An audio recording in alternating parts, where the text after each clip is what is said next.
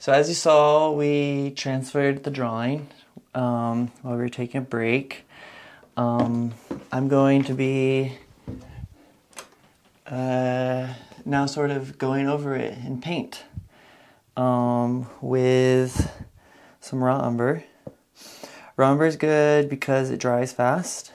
You want to be painting quite like thinly in the beginning with more turpentine than oil, because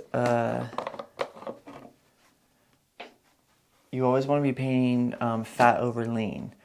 So fat being the oil and lean being less oil, or like turpentine. So I have my turpentine and I have my oil. Oh gosh, this might be difficult to open.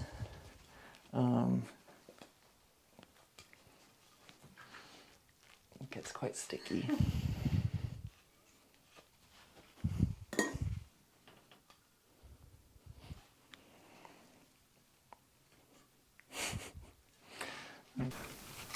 There we go. Yeah, so you can use linseed oil. This is a little bit of sun-thickened linseed oil that I made. I'll like go into a bit more depth about what that is and how one would make it. I'm just gonna go in with like a small brush for now. Bit of paper towel. Okay, so I dip my brush in the oil and sort of like rub it on my palette to get rid of the excess oil. Rub it on the paper towel, get it in the raw umber. And like I said, you don't want it to be too fat. So I get some turpentine and get it nice and thin. And you know, oil takes a long time to slow, or a slow time to dry. So that's why you want to be using more lean paint with the turpentine, so that it dries faster and then you can paint over it. I have my model here, so I'm going to be using the transfer drawing as like a suggestion. But since I have the model here, I'm still going to be looking at him, and I'm going to go ahead and make sure that the transfer drawing and the model are lined up. So I got my brush and the eyebrow lines up. Let's see if the bottom of the chin, yeah, the bottom of the chin lines up. And the top of the head, yeah, lines up great. Yeah, so I'm just going in with this raw umber, and that's going to be sort of my shadow value for now. You want to try and keep the shadows as thin as possible and maybe sort of build up the lights. And you want to just be painting quite thinly in the beginning to begin with, where you're still sort of resolving stuff and making it easy to move around.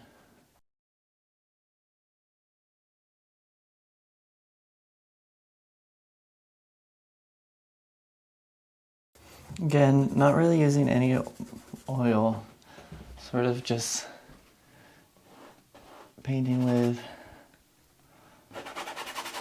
turpentine, keeping it thin. Fat over lean's like definitely something you want to be sort of practicing, but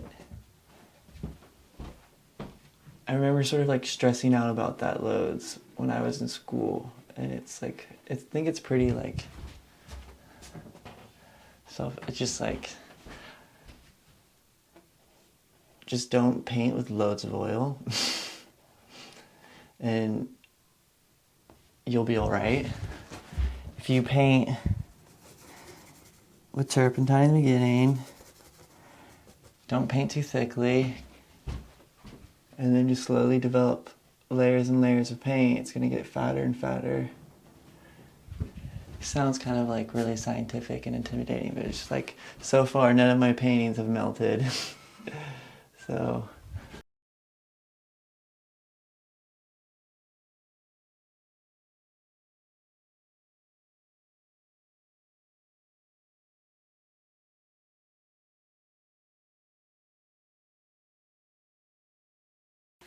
okay, I can see that the side of his head,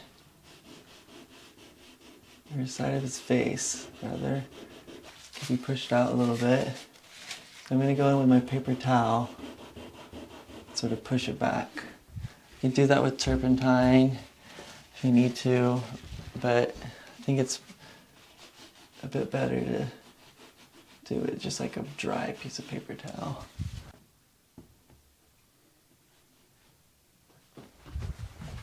See, I'm doing a bit of finger painting,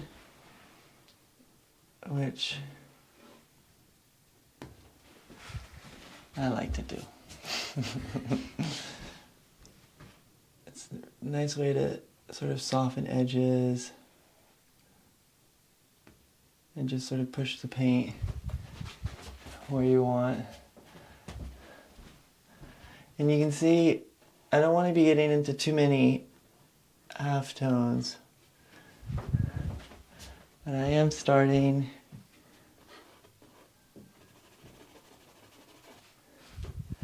to get into that a little bit, just a little bit.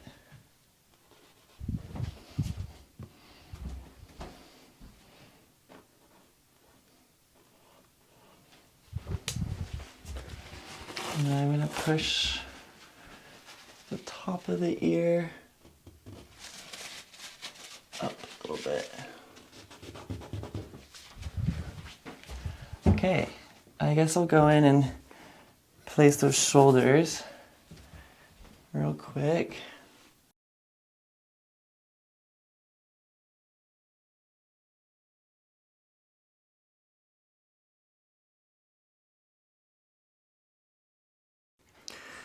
So I'm going to be setting up my palette.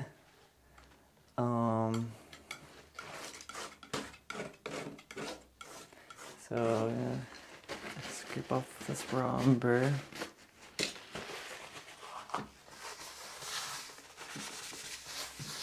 And so I'm gonna be starting with, here I have some Michael Harding Kremnitz White. That is a lead white. I have like a Rublev lead white that I use sometimes. Another thing that that I do sometimes is I'll squirt my paint onto a piece of paper towel, and the paper towel will absorb the oil because sometimes they're too oily, and I like to keep it a little bit more dry because I can always just add the oil with my medium. Yeah. So there's a bit of lead white. You want to be careful when you're using lead white because it's quite toxic. Just like, don't put it in your mouth. Then I'll be using some Old Holland Yellow Ochre Deep. This is like a pretty limited palette.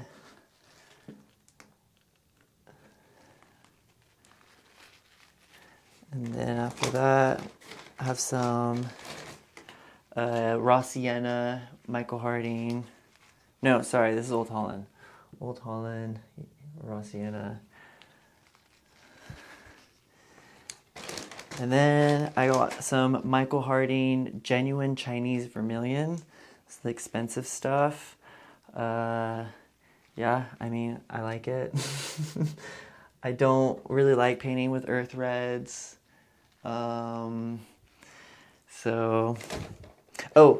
Also, especially when I don't usually use cadmium orange, but if you're painting like a darker skinned model, you definitely want some cadmium orange, because there's just like really nice, like warm, deep, like flesh tones that you can't really get without it. And then ivory black. That's Old Holland. So we're just painting a pretty simple portrait. I try and keep my palette as limited as possible. It makes it just simpler for me. Don't really need blue. I might use it, might not, but you can get like a decent blue with just the white and the ivory black.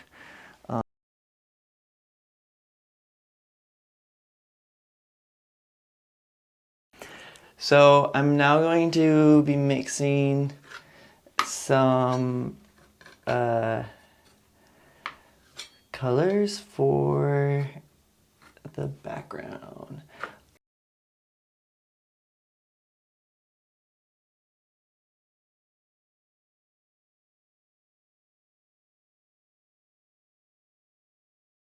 I'm gonna see how close that is. Looks pretty close. So now that I have a nice pile of it, I'm gonna paint the background.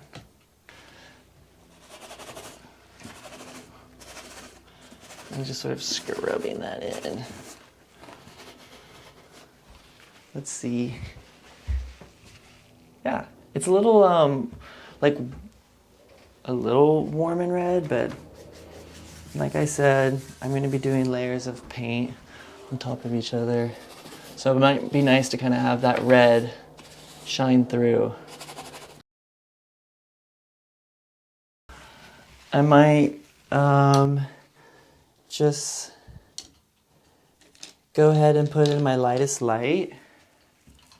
We got this nice white shirt. So again, loading up my brush, getting that white.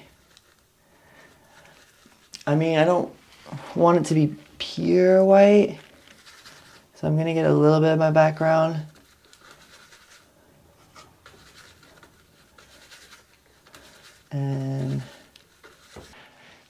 And put in that light shape.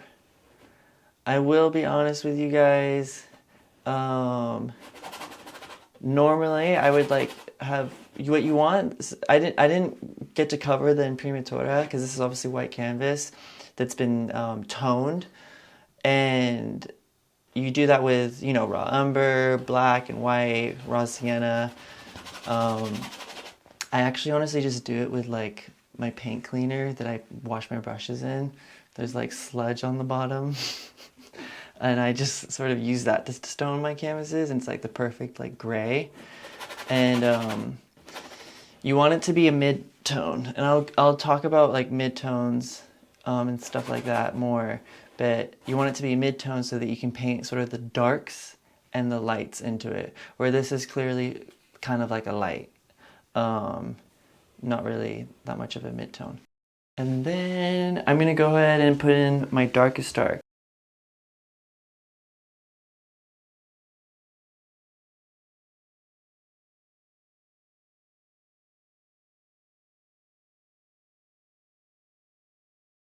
And so I'm just, I'm definitely trying to make sure I don't have white in here, but I'm just sort of getting a little bit of orange, a little bit of red, raw sienna.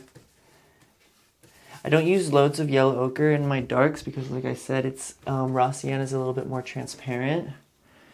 And I try and keep my darks like a bit more transparent if I can. Just gonna go ahead and sort of lay that in.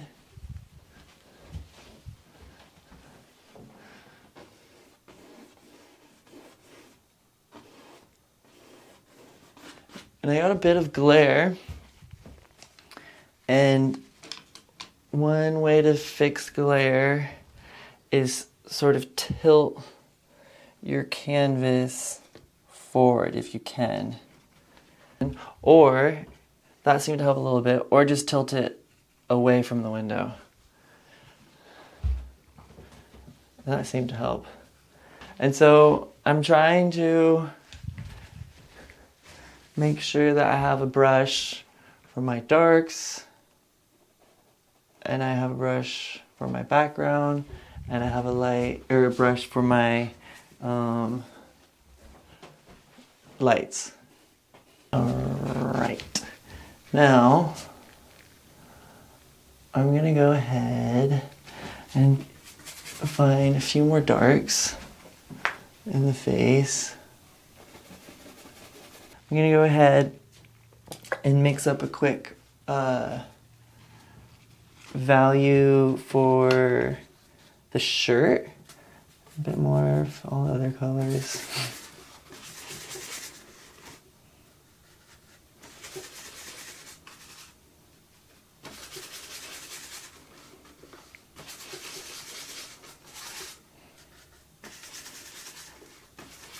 Okay.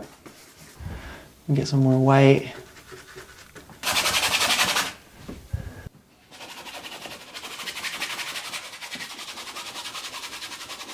And as you can see, I sort of just have like one single value for the big shape, because there's obviously a lot of like nuances and subtle like value changes and color changes, but just keeping it simple.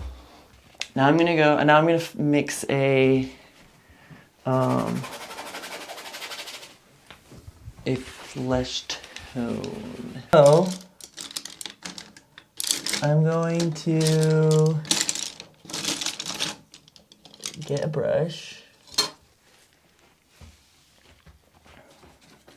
get my oil, not too much white, lots of orange, some red.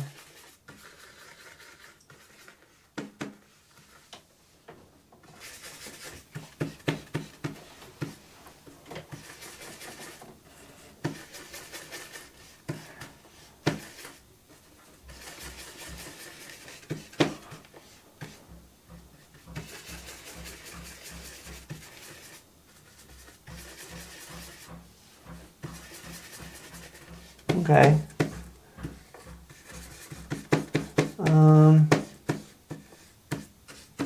Yeah.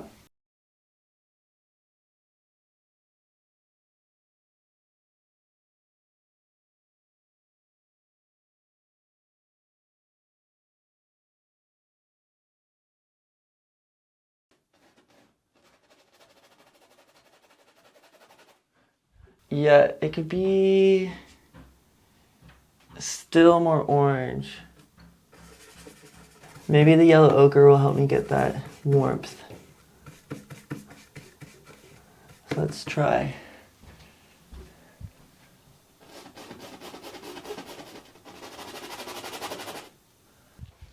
So this is basically there's like, I try and think of it as like there's like four values if you're really gonna try and keep it simple. There's like the darks, the midtones, the light, and then the highlights. And right now we have the darks, and then we're not really doing the midtones because we're just trying to keep it simple. Those will come later in transitions. And then the light, and then the highlights we're also not doing. And that would be, you know, these nice cool highlights on the forehead or in the eyes, the tip of the nose. So we're just working with light and dark. And I want to, you know, make sure I'm like staying under control, not getting it too messy, but I definitely am sort of making adjustments where I think necessary in terms of drawing and shapes, etc.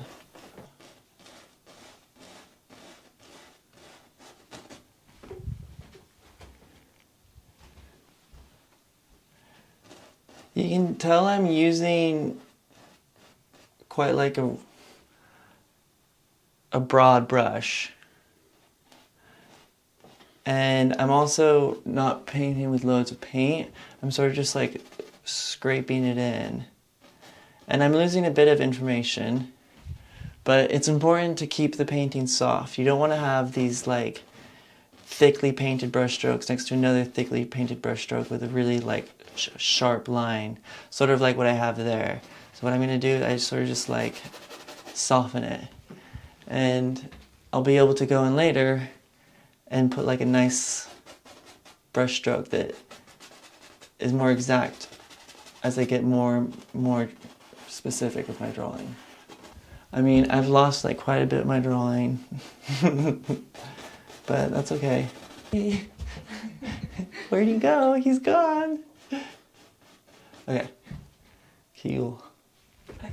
Very good. Thank you so much. Yeah. I'll find you again, don't worry.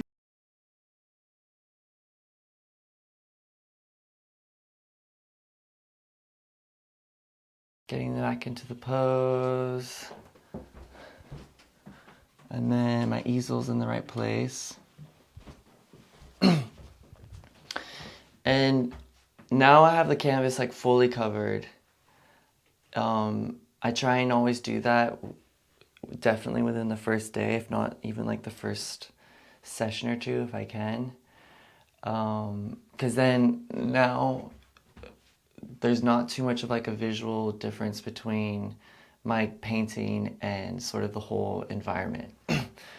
There's like really nice sort of like mid-range tones everywhere. But my drawing has sort of faded away a little bit. So what I'm gonna do is get like a sort of medium-sized brush here, and I'm gonna try and find the drawing again, really go in with the Van Dyke Z and sort of find the drawing again. So I dip my brush in the medium, wipe off a bit of excess, and I'm gonna make a sort of shadow color. So that's raw sienna, vermilion, and ivory black.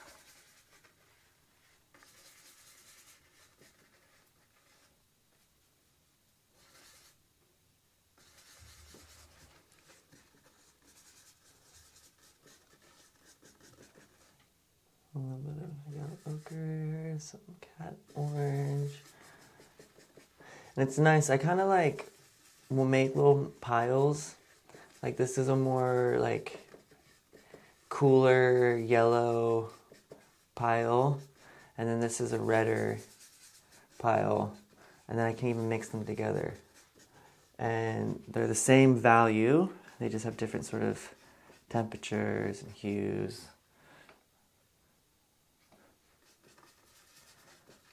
And it definitely needs to be a little bit darker and a little bit redder. And I'm just looking up at my model. Okay. And then you can turn a little bit this way. Yeah, that's good. Okay. We'll just see.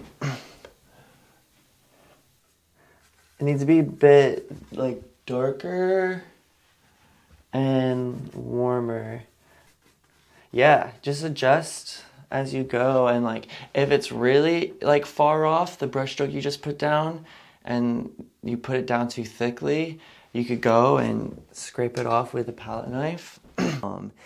And this just, and you definitely don't want to be going in with like pure black. I'm always sort of understating my darks because you don't want to have like false accents. If you can, you know, but you still want nice dark unified darks,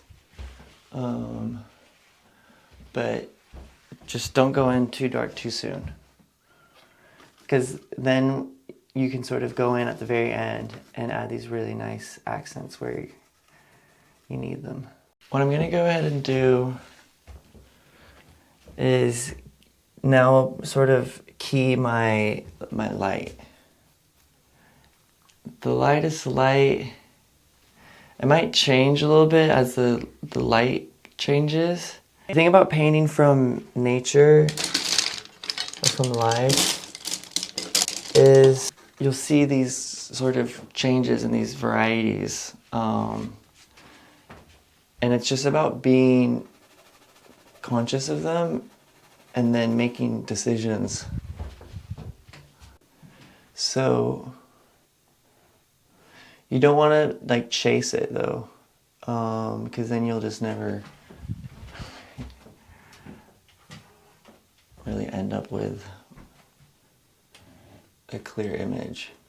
But if you can observe the differences and then make a decision on which ones you want to choose, I think that's what sort of makes a painting painted from life a little bit feel a bit more alive, is you get those those variations that can only really be observed when you're looking at it in front of you. Gonna go in with my light, lead white. So it's very cool, the light, and a little bit pink. So I'm putting a little bit of everything, but mostly red, white, and black.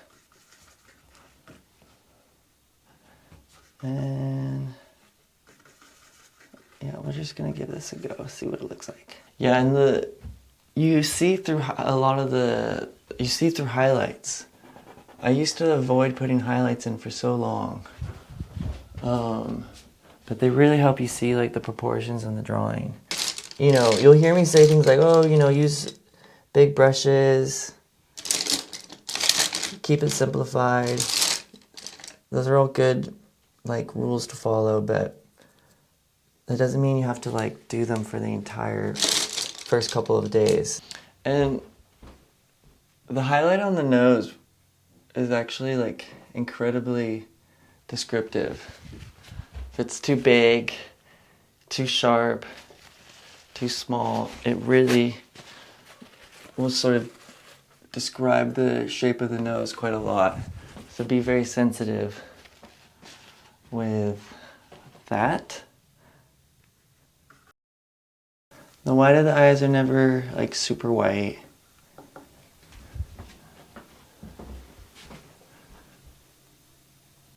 I sort of like to understate them anyways in terms of like their brightness, and then and keep them really soft, and then sort of just paint ever so slightly brighter on top of it.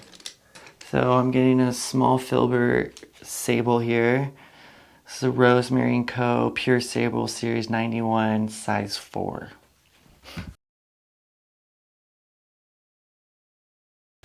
I think I'm gonna go ahead and make a value for not the highlight, but the light of his skin. So, and I try and be exact as I can be, but I'm also a little bit lenient, because say it's like just a little bit brighter, or like say a little bit too pink or something, I'm going to be doing so many edits, and I'm going to be putting sort of like layers and layers of paint, that the layers of paint are going to sort of make the desired color that I want. I guess that's painting indirectly. But I definitely paint very directly as well. So it's like the combination of the two. So painting directly would be mixing the exact value and color that you want, and then applying that relatively thickly onto the painting, and sort of like shape that you want. And then painting indirectly would be either glazing or scumbling. Glazing is painting a darker value onto a lighter value very thinly, so with lots of either medium or turpentine. And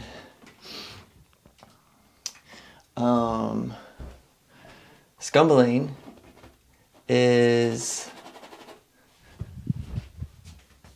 painting a lighter value onto a darker value thinly, transparently, semi-opaque. So, but I kind of do like a combination of it all.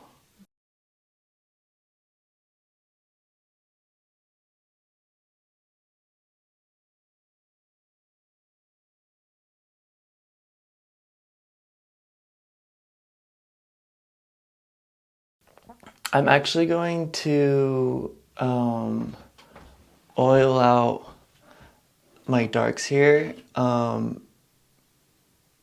Ivory black has a tendency to sort of sink in quite a lot, and that's when the paint sort of the ground of the canvas like sucks the oil out of the paint, and it becomes sort of like chalky and lighter than the true sort of value of the paint. So what I do in order to fix that is I just get a little bit of medium and then a little bit of terps. And you want to make sure that your painting is dry when you do this. And so I can feel that it's totally, actually, well,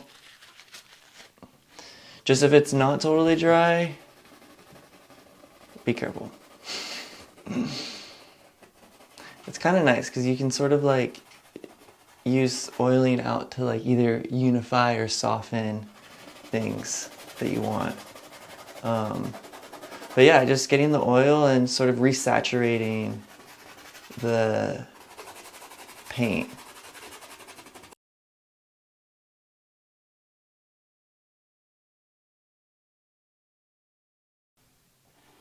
And then this side of the hair has a little bit more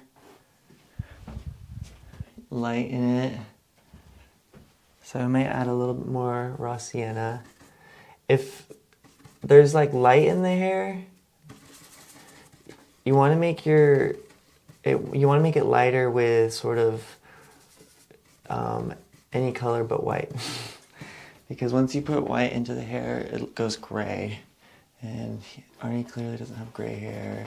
So I'm gonna try and keep it like nice and chromatic. But there does come a point where you do start to need to add a little bit of white into the highlights.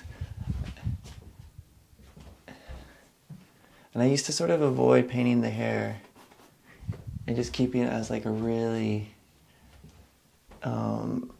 like abstract flat shape for a long time because I just didn't know how to paint hair.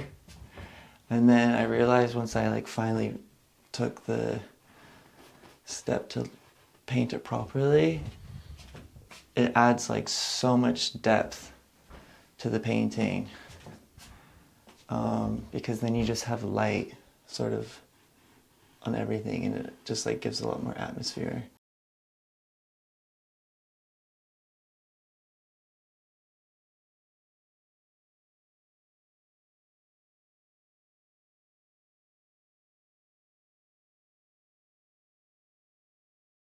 As you can see, I'm sort of glazing. And I don't really want to be doing this right now because it's starting to become overmodeled. So it's nice. I got like some dark halftones and some transitions. I'm gonna go back in and sort of paint the light shape. But In terms of canvas, I like it like a little bit more coarse. I'll use sort of linen or jute.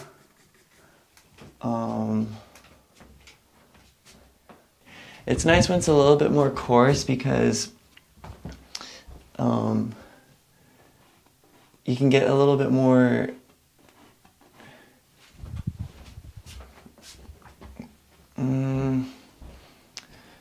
how would you describe it? Yeah, it's less it allows the paint to sort of have like a breath to it. It's easy to apply a brush stroke that's not going to be like really sharp and graphic. You can sort of like put paint down in a way where,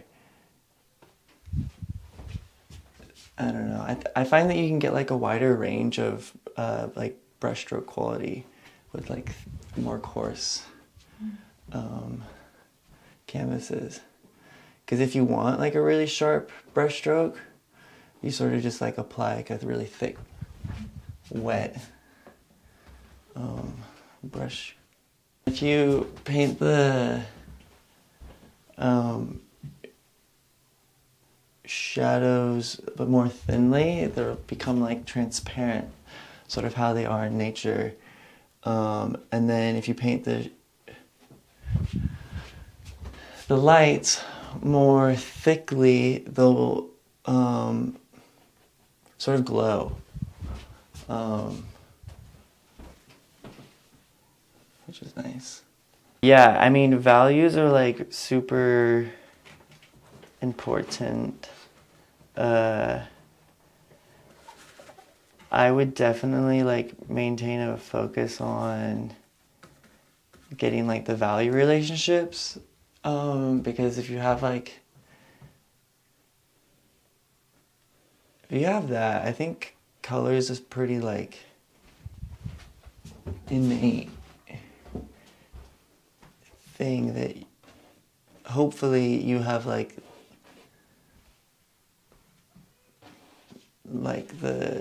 it's something that you just sort of develop over time. But values is something that you really sort of have to like train yourself to get.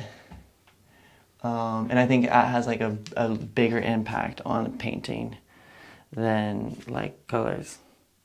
I mean, I like colors, but. So I'm gonna go ahead and paint. I'm not liking the way the hair and the background are looking sort of separate from each other, and even the face a little bit. So I'm gonna sort of soften this hairline. I feel like so much is conveyed in shoulders, but they also like are incredibly, they just can move a lot, and so they're always like, and they have like such like specific like angles to them. So I find myself trying to pay pretty close attention to shoulders.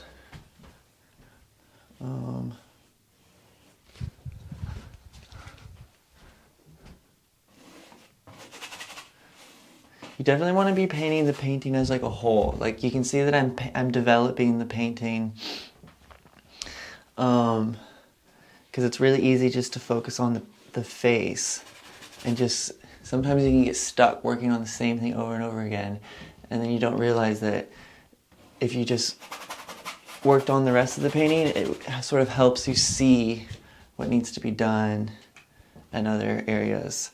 And sometimes it's not really much or anything at all that needs to be done. You just needed to finish the painting. Let's see. Really trying to place the light on his cheekbone.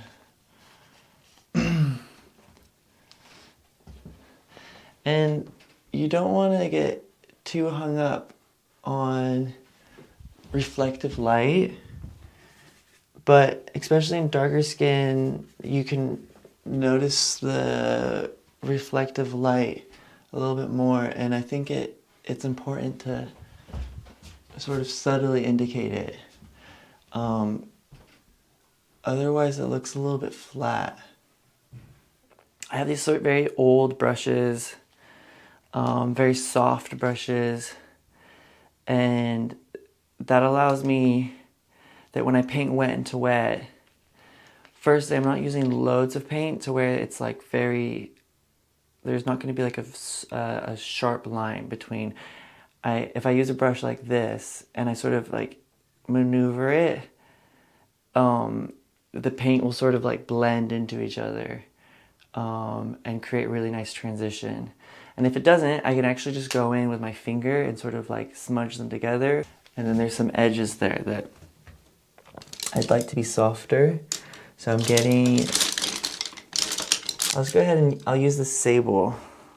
A nice large sable, it's really soft. And I'm dipping my medium into it. There's no paint on it. I'm rubbing the medium off.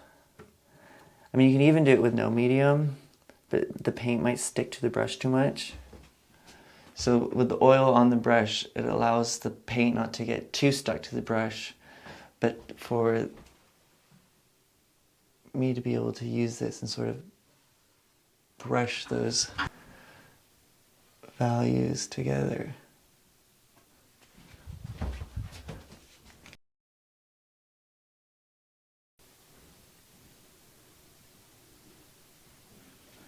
So you can see I'm like drawing while I'm softening.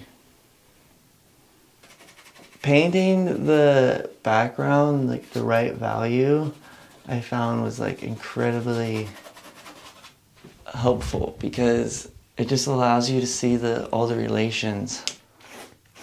And then it helps you like just see the drawing and everything that sort of just needs to be adjusted.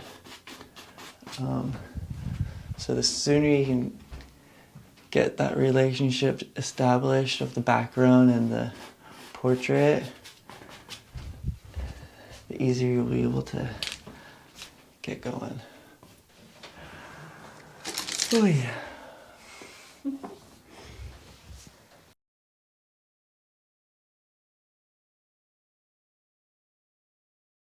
Make sure that you have as many brushes as you can sort of get, because as you can see I'm using all these brushes and they all have different shapes and sizes and softness, so it will allow me to sort of manipulate the paint how I want.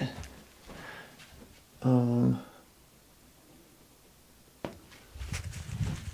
get like a nice variety of brush strokes and edges, and if one of your brushes starts to get, I already have like a hairbrush somewhere in here, but I think it's sort of got mixed in with the background, so it has white in it now. So I had to just pick up another brush. So that's why you need as many as you can get. Because as soon as it gets dirty, you're definitely going to want to sort of put that down. Otherwise, your shadows will get all chalky. And we got like a nice sort of monochromatic composition with lots of sort of beige. And then we have this earring. There's like a touch of color. It also sort of helps us find the edge of his face, because there's some like nice lost edges with the hair and his beard and the side of his face in the shadow, but it's also kind of nice to bring out some edges.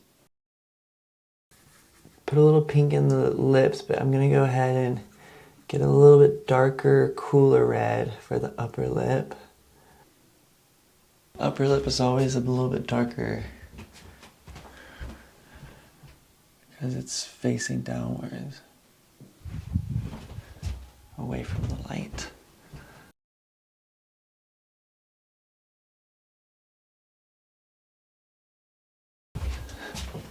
So this is very much directly painting.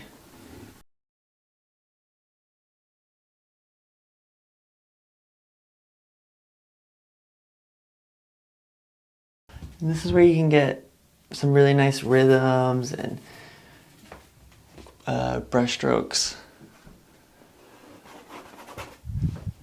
without having to worry about the drawing being like really exact or anything. So have fun with it.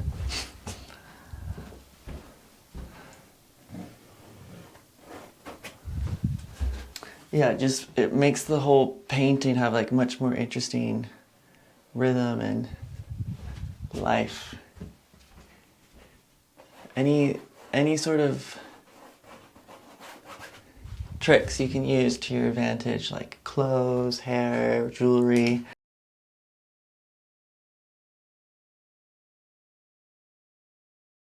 Try not to paint the background like a house or a wall, where you just paint it up and down, up and down. Try and have some variety in the brush strokes. Look at paintings that you like, see what they do.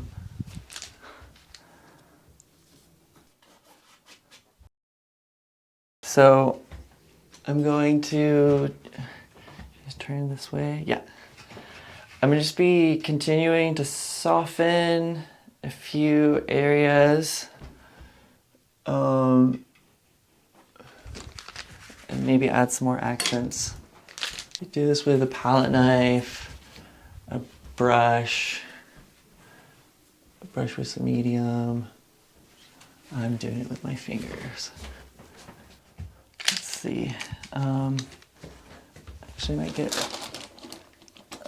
a little bit of cadmium red for the earring and the light. I like those bits of gold in the hair, so I'm gonna go for that. Just white, a little bit of yellow ochre, a little bit of black.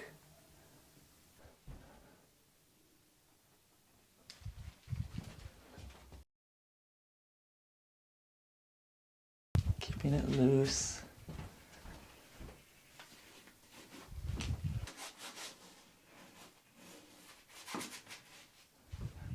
You don't want like, there's like form to the shoulders, so you want to make sure that you're making them turn.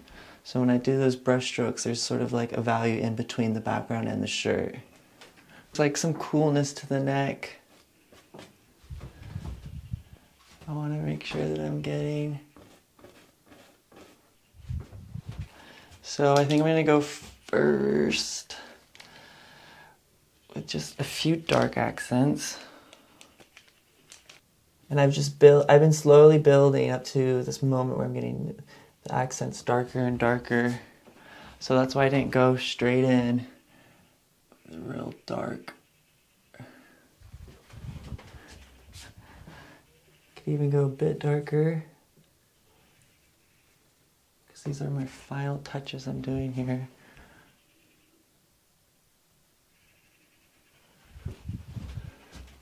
Really trying to find the character in the eyes.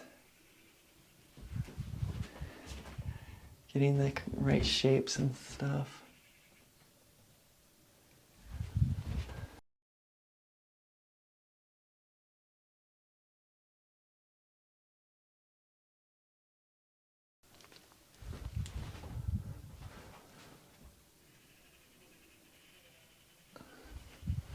Okay.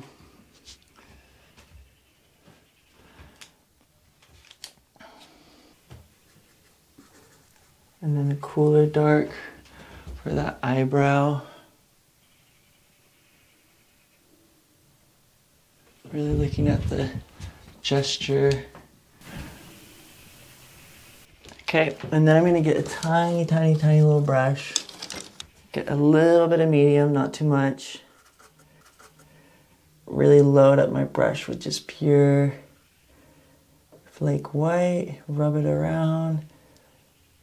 Get some on the tip of my brush and place the highlights and the eye. And these can be really tricky, but you want to make sure that you're placing them in the right place. Otherwise, it looks like he'll be looking off in a different direction. Mine looks a little too high, so I'm just going to go ahead and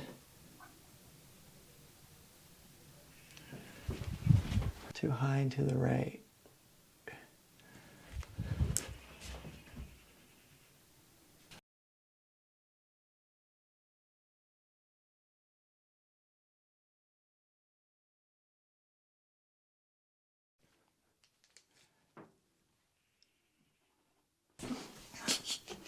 I'm like, you can't make me stop. Okay,